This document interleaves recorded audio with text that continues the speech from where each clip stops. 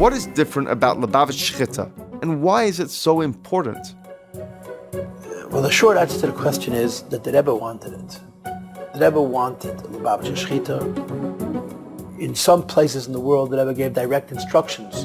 There should be Lubavitch Shechita, even in places where there was a very, very ehrliche Shechita with ehrliche Shachtim and so on. The Rebbe wanted Lubavitch Shechita. I suppose you could explain it on two levels. On one level, the answer to the question is that Bechlal ehrliche Yidden, God-fearing Jews, wanted to know what they're eating. You don't just eat. You go into a store, you see products, you look at the hechsher.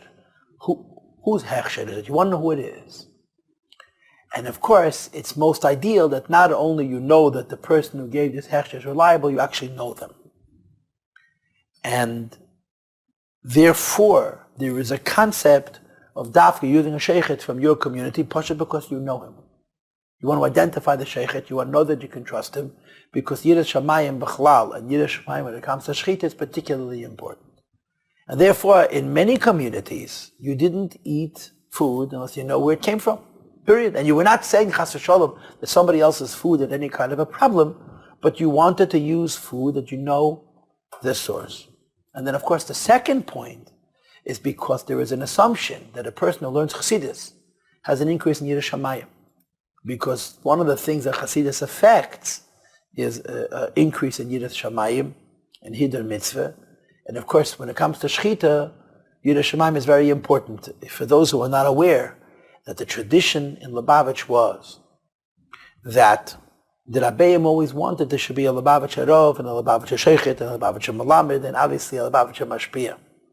But not every community, not every city can afford that. In other words, in larger cities, you had a Chassidish Arav and a Eilamish Arav, a non-Chassidish Arav. And perhaps also a Chassidish Shechita and non-Chassidish Shechita, I don't know. But in those communities where there was not enough resources to have a Lubavitch Arav and a Lubavitch Shechit, in other words, you had to be one Rav and one Shechit, the position of the Rabbeim was let the Rav be the Eilamish, the Shechit should be a Chassid. Because there was an understanding that the Yiras Shamayim of a Shechit has to be even greater than the Shemaim of Arov. And a person who learns Chassidus, and the Gemara says, Ein megalin rozei teira alamisha libe deig bekirbe, that a person who learns Chassidus is libe deig, and the Rebbe once explained that it's not the pshat, you're not allowed to learn Chassidus unless you're libe deig, but that the learning of Chassidus itself creates the libe deig, because it can only have Yediyas HaMetzias, not Asagus HaMahos, increases in Yiras Shamayim. And these are the reasons why the people particular about Lubavitch Shechita, Lubavitch Shechit, and so on. But the point is something much more fundamental. At this point, the issue is much more basic. In other words, let's not even talk about Lubavitch Shechita. Let's just discuss the whole concept that not everything which is declared kosher you got to eat.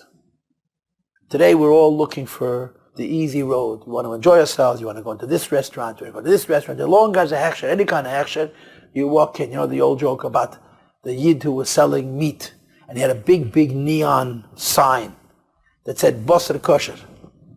But if you went closely, you saw that it actually said Basar Basar. He just unscrewed the light from the back of the second base, so it looked like Basar Kosher. It was treif. Now, of course, this goes back to before the war, during a time of terrible corruption when it came to kashrus in America. We've come a very, very long way when it comes to kashrus. But the idea that you don't just put food in your mouth, and you're more particular where the food comes from, particularly meat, which is a basic tradition of all Erlich Yidden, and certainly Hasidim, has to be upheld. And one of the symptoms of that is that you should know where your meat comes from, who you're shaking.